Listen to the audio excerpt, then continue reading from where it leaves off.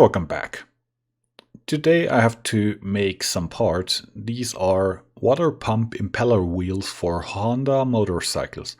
Honda CX500, CX500 Turbo and CX650.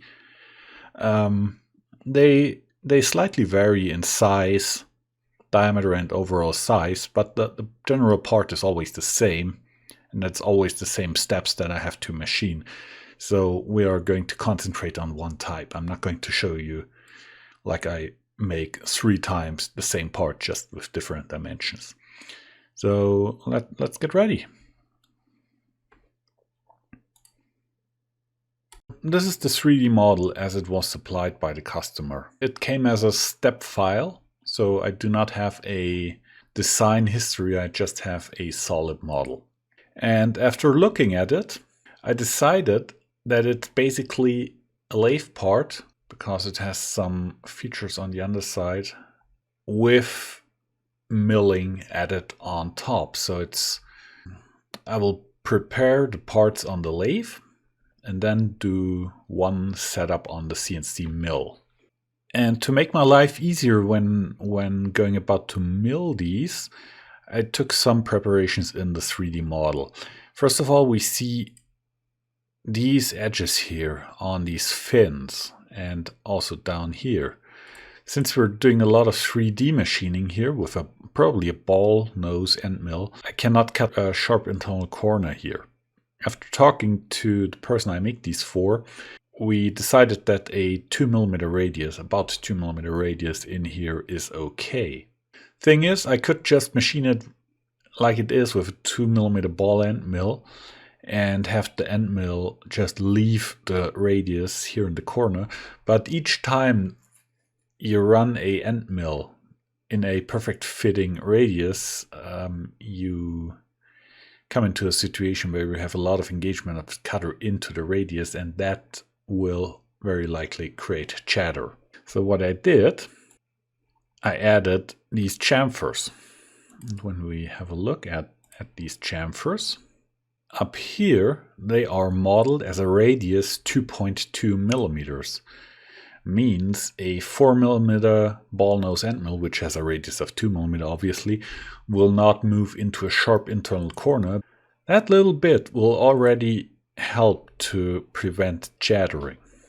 Another thing that I did after I machined the first one, you see the edges of the surface here, they're all sharp. I added a very small radius around these two, 0.25mm radius, all around these surfaces, just so when I do the 3D profiling, this fillet or radius gets cut along with all the other surfaces. So no additional tool change necessary here. And another thing that I did is I added a small surface and I patched up this hole in the 3D model, because otherwise when I do my 3D profiling, the end mill would always try to move into the small 2mm through hole here. And by patching it and defining it as part of the model to be machined, I don't get any problems here. So then I had to decide what to prepare on the lathe. So what I did, I took the impeller wheel, I added a component and I modeled over the wheel as a revolve, so sketching half of the turned part, the future piece of stock which I will prepare on the lathe. And I modeled it in a way so it encases all of the impeller wheel, so I have enough stock to cut the wheel. I have a frontal view on here. These are just projected through from the impeller wheel. Finish sketch. And then I have just a revolve here, like this, and this encloses the whole impeller wheel in it. And this serves also as the stock model when I do my machining. Another thing that I need is a clamping fixture, which is this thing here. It's basically a plate with a pocket where the impeller wheel fits in, and it's held through the center with a single screw. Single screw work holding, especially on a round part, is always a little bit dangerous because the part could go for a spin. But since I'm running a relatively small end mill and the cutting forces are relatively low, I'm not too worried about that. Also, it's an M6 screw, which can take quite a bit of torque. Now let's hide the impeller wheel because, of course, there's a trick to the fixture too. As you can see, there is a round circle, blue circle. That's the OD of my stock that I prepare. But the pocket I cut into my fixture is more or less a tri-lobe. As you can see, I have 3 contact patches around here. Very short contact patches. These three of them. These center the work and locate it, and all the other area around here, here, and here, is just a relief cut, so I'm not making full contact. This makes it much easier to insert the stock into the fixture and also getting it out, because you can kind of tilt it in. If you have just a straight bore, it's always a little bit tricky to insert the stock. It's just a little convenience. I prepared a drawing for these wheels, or more or less the stock, which is not a standard drawing, of course. This is just for me. I have the CX500 Turbo, CX500 and CX650, which all have a little bit of different dimensions. We're working on the CX500 here. And my drawing is basically a cross-section of the stock and the impeller wheel overlaid to each other. My dimensioning is, of course, only towards the stock, because that's what we're machining. All these pockets down here, 6H7 through hole, which is important because that's also used for locating the parts when the internal spline is wire EDM cut. So this needs to be reasonably accurate. Overall height is important. Yeah, it's a simple turning part. Also for myself, I have my stock dimensions down here. For the CX500, I need a diameter of 57.8 times 22.5 millimeter overall height. And this is just a little helper for me to know what I need to order stock-wise. Because I'm not going to cut the stock myself, I will order it cut to size. Now it's time to go to the lathe and prepare these blanks. The raw stock is put in the 6-jaw chuck with enough overhang.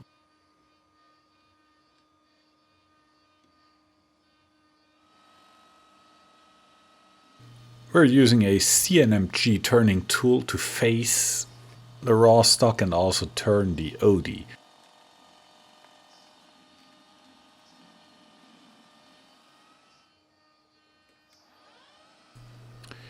Using a spotting drill to find the center of the part.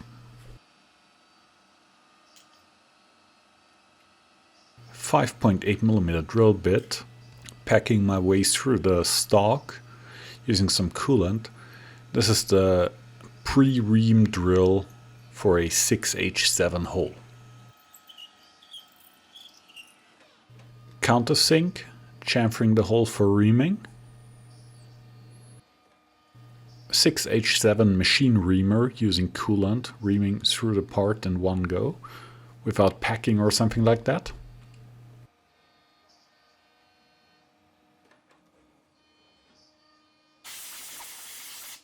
The floating reamer holder I'm using here in a boring bar holder allows for some XY movement of the reamer, and this makes sure that you still ream on size even if the tool is not 100% on center.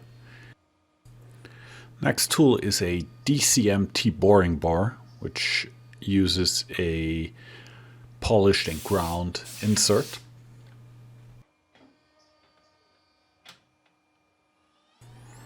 I like this boring bar for this operation because it presents the insert in a way that I have a very long available cutting edge, and this allows to remove pretty good amount of material in one pass.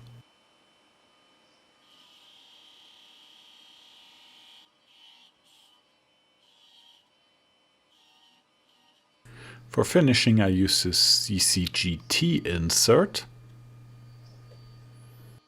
I changed to the CCGT insert boring bar because this behaves better on the facing cuts that I need to take on the faces of these two large counter bores. I'm semi-finishing the floors of the counter bores, leaving about 0.1 millimeters in C direction, and we're coming back for a finishing cut.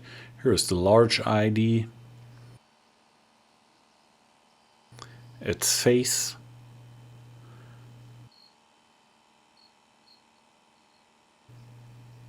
the smaller ID, and the second face.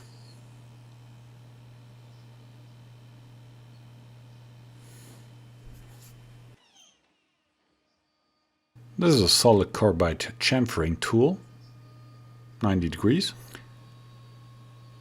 A felt marker and some compressed air make a good substitute for a spray can to put some layout blue on a part.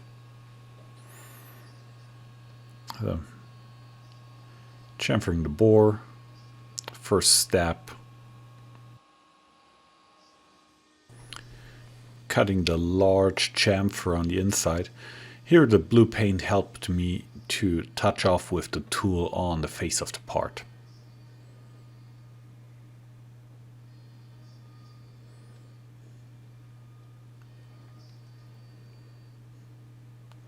And the chamfer on the outside.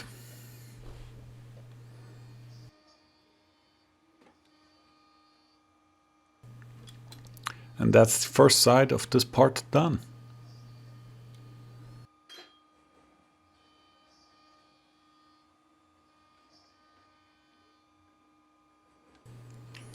Flip the part around in the 6-jaw chuck. Make sure it's seated nicely against the face of the chuck. So my length offsets that are stored in the DRO, or that I will store in the DRO, are all correct. And since I want to cut the OD on the stock that I previously held in the chuck, I'm just double checking with an indicator if my 6-jaw chuck runs true. So that's about something in the realm of 20 micron run out on the freshly machined surface. I used the hexes on this adjustable 6-jaw chuck to get the run out closer. That's about 12 microns left. It's like dialing in a 4-jaw independent chuck, just usually a little bit faster.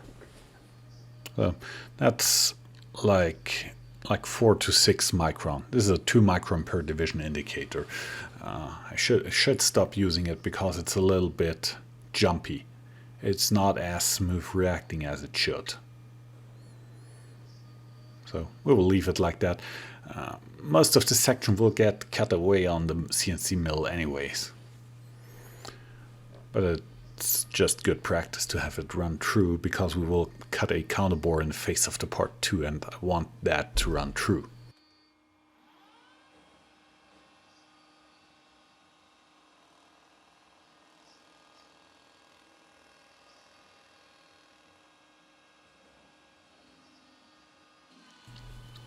First we cut the remaining grip stock to the OD of the part, to the final OD, and this should blend nicely when we cut it to the final diameter, just because it's running very true now and I can hit my diameter pretty good. As you can see, that's an okay blend for not taking much effort.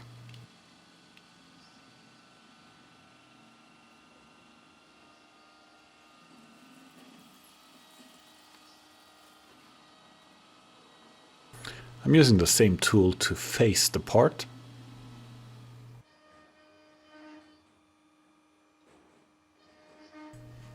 Oh, using the indicator in a stand, indicator calibrated to 27 millimeters using gauge block stack. And this allows me to very quickly check this part for its overall height. And as you can see, we're about 0.53 millimeters over size.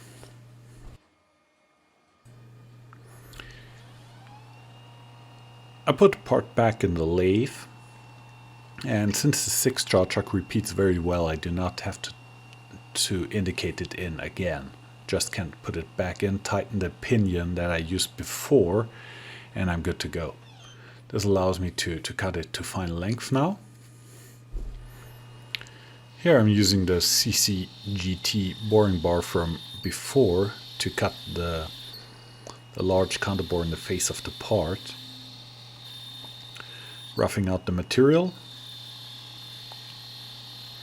I'm interrupting the feed to break the chip.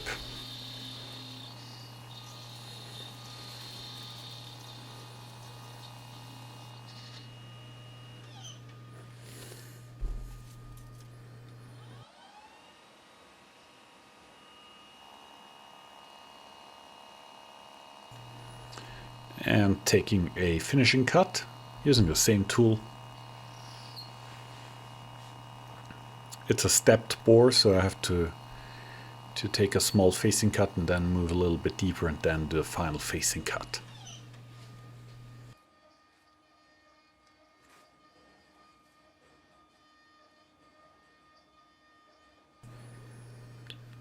Very quick manual deburr. This will get cut away later on via WEDM anyways.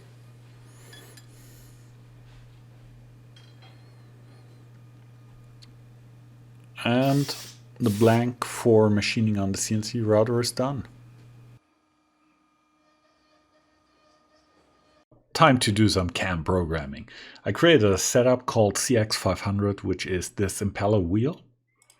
When we go into edit, we have our stock mode from solid, which means we choose a solid model for our stock. We do not have a box or cylinder shaped stock created by the software automatically. We use the stock that we modeled earlier.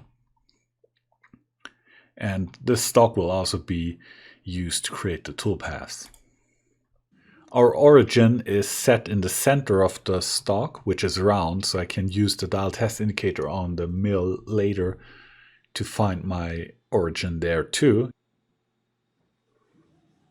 And XYC orientation is very obvious, XY, and C positive is upwards. So that's the preparation. Now we can create some toolpaths. With the toolpaths, we start with an adaptive toolpath. Adaptive is a relatively bulletproof 3D roughing strategy. 3D strategy means it's directly derived from the 3D model, and I don't have to do much. I just say use the 3D model and the stock and create a toolpath that moves the stock close to the shape of the model. That's all it does. So let's look what we have here.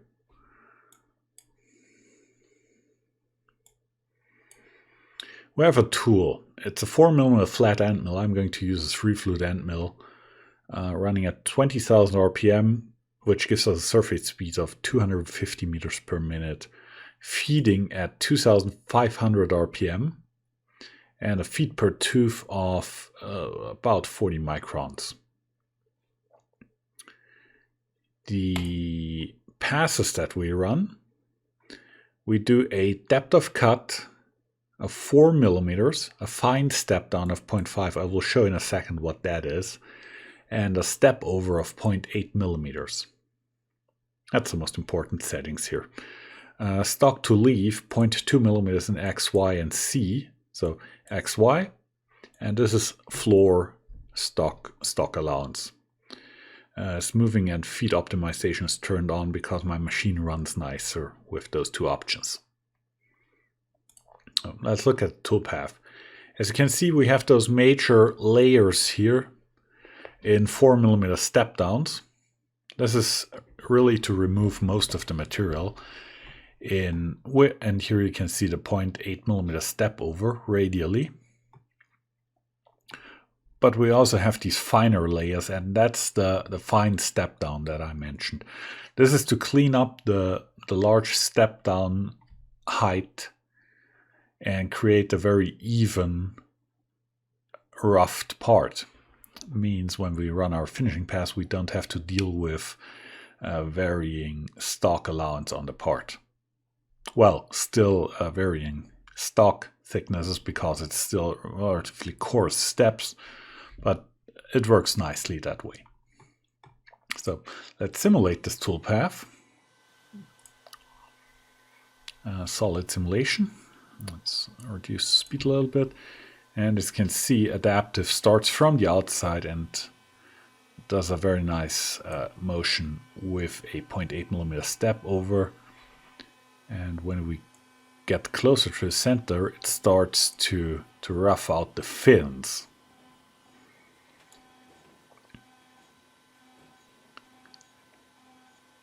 And you see those very characteristical motions for a adaptive toolpath. Never going into full engagement with the cutter, always doing this nice sweeping motion.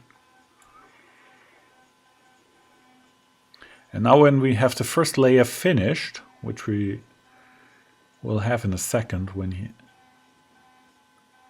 and now it will do the fine down feed, the 0.5mm steps.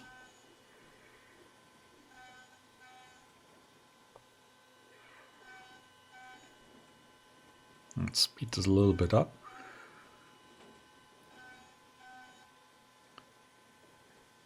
And this way the adaptive roughed part is not as coarse on the down step. You could also do this with a separate 3D profile toolpath, but this is easier and faster to program.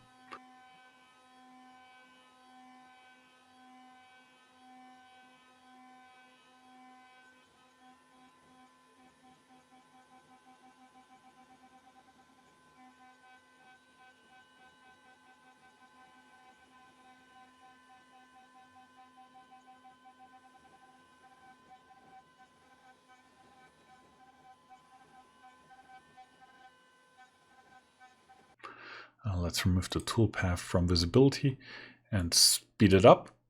Burp, burp, burp. There we go. And there is our rough part. Very nice. That's a good base to do some finishing. So now we have it rough. Now we have the wheel roughed out in our nice stepped. So now we have it roughed out with some allowance for finishing. And for finishing, we look at the part and we have basically everything that we have to cut apart from these flats down here is either a vertical or a sloped wall. So what I like to use is a profiling toolpath for something like this. Also, it's a 3D strategy which pulls its data for the toolpath generation directly off the 3D model, makes it very bulletproof. And what we're using here is a 4mm ball end mill, 20,000 RPM, feed of 1800 millimeters per minute.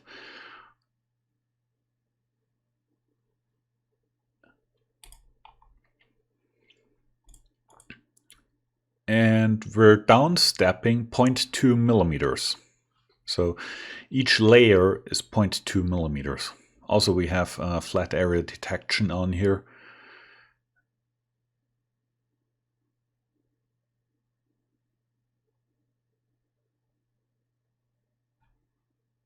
And smoothing and feed optimization.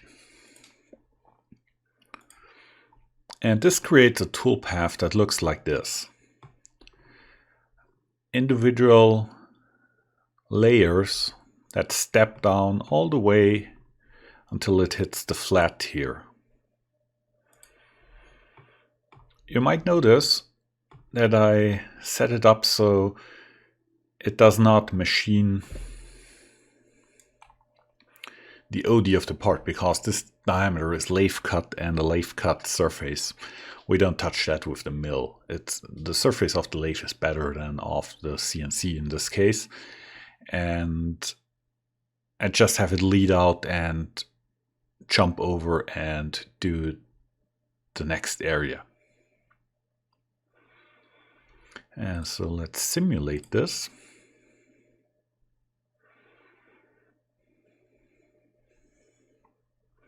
So this is where we left off with the roughed out stock. And then we have it move a little bit slow.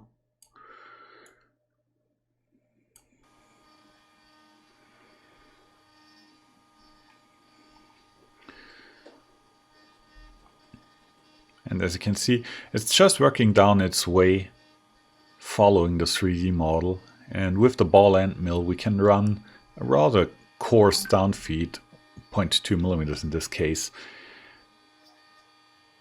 and finish the part like this. Also, here you can see that it follows the radius that we put earlier on those fins, sparing us some deburring work.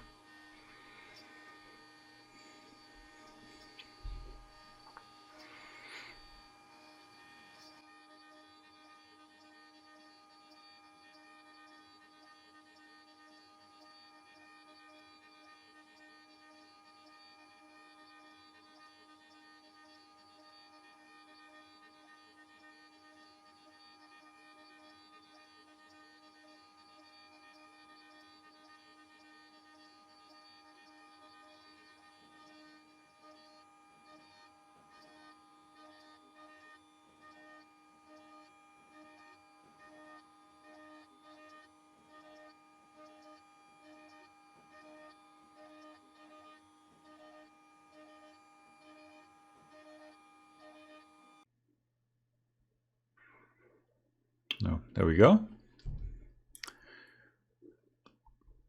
Down here you can see that it cut into the floor, because the floor has also some allowance. In an ideal scenario, or if I did it again, I would do the floor finish first and then do the 3D profiling. But that's now how I did it, and it doesn't change anymore.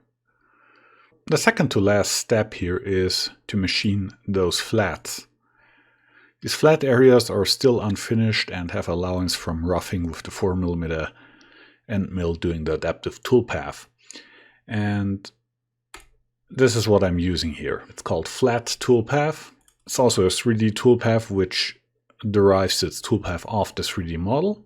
When we go in here, we have the same 4mm ball end mill. And I just set it to a step over of 0.2 millimeters. Running at 18,000 RPM and a feed of 1800 millimeters per minute. And the toolpath looks like this. A very even, very nice looking toolpath. Also note that I left an XY stock allowance of 0.1 millimeter. You can see here that the toolpath is not going all the way into the radius corner, because the radius is already finished. No need to run the end mill over it again and maybe run into trouble that way. So just stay a little bit shy of the vertical walls or the radii, and you will be fine. And now when we simulate this toolpath, so it starts always from the outside and goes into the stock,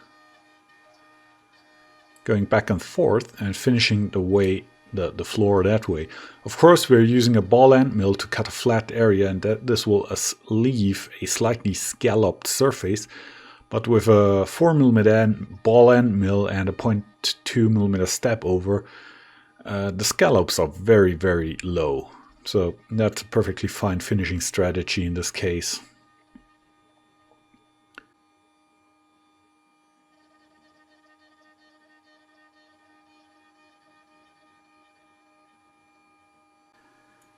And the result on the final part was nice too. So here we go, all the way around. And we're pretty much done.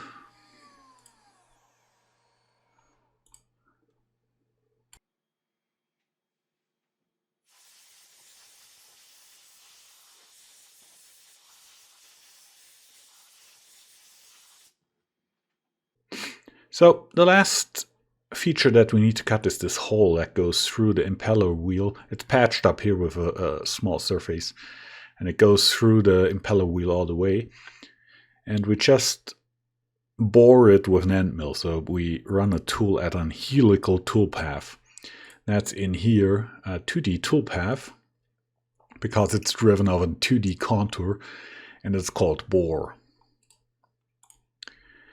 1.5mm end mill, 15,000 RPM, could run a little bit faster, and a feed rate of 150 millimeters. And I'm running a 50 micron pitch, means that's the step down per revolution the tool does. And I needed to cheat with the stock to leave minus 20 microns to get the bore on size. I could also do this with compensation up here, but in this case it wasn't a high precision application where I needed to dial it in perfectly. It just needed to be in the ballpark. And here you can see the toolpath winding its way down into the material and also over traveling down here a little bit. Oh, the end mill drops down and starts its helical motion.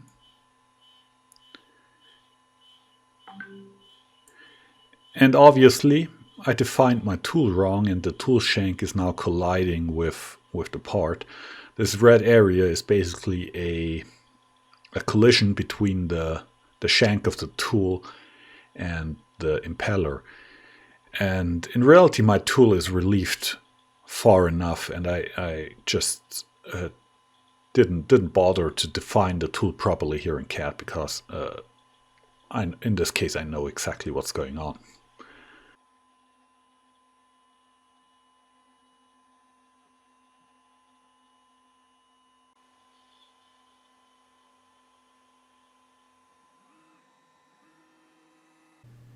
And here you can see the special super low profile screw that I made by turning down the head of a regular socket head cap screw to give me clearance for the end mill when they cut the actual part. 6mm pin, and I just lever the part out of the fixture. That's a nice thing about this shape that I use to center the stock. It allows to tilt the part out there. So, time to do some bench work. The wheels needed some deburring, especially the early ones where I didn't model the roundovers on these edges that I'm currently doing. I had to do them manually. Later, when I changed the model, I did not have to deburr these edges. As you can see, I'm running a fine cut carbide burr in the die grinder, always going climb cut, with a very light touch, and with a reasonable fast rate of feed. This way you get a very clean deburr and don't create much of a secondary burr. If you want to have a larger chamfer, go multiple times. Don't go slower, or do not put more pressure on it. You will just get a ugly finish. It will start to chatter and chomp, and the burr will dig in. Also, when you have to deburr an edge that changes direction, like the one I'm doing here, don't try to catch the whole edge in one pass. Attack it from one side, like here where I'm going into the corner and then vertical.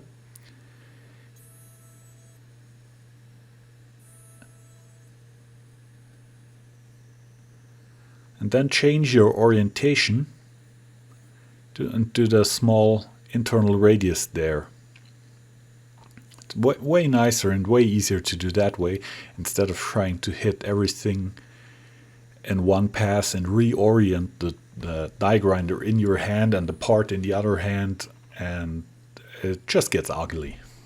To glass bead blast them to even out the surface finish, because inside here you can see definitely feed marks from the end mill.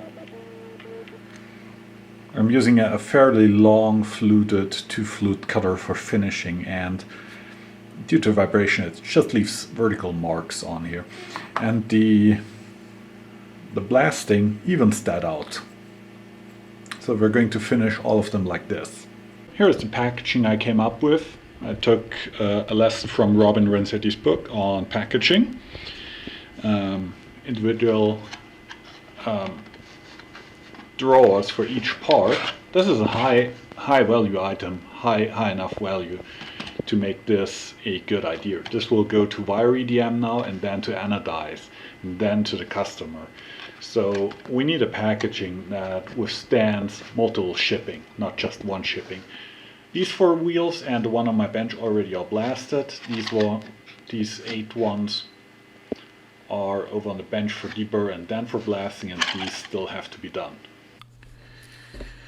I'm also cleaning the wheels in the ultrasonic cleaner to get rid of all the grit or the glass beads from bead blasting.